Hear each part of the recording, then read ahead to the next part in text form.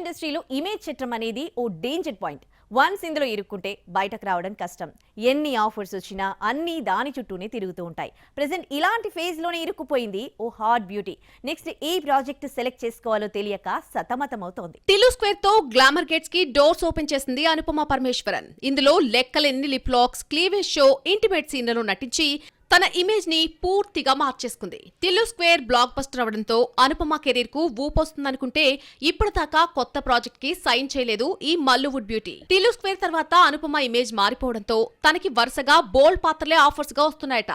Tillu square range లో అందాలు ఆరబోసి intimate scenes, lip lakhs చేస్తే ఎంతైనా రెమ్యూనరేషన్ ఇవ్వడానికి నిర్మాతలు రెడీగా ఉన్నారట.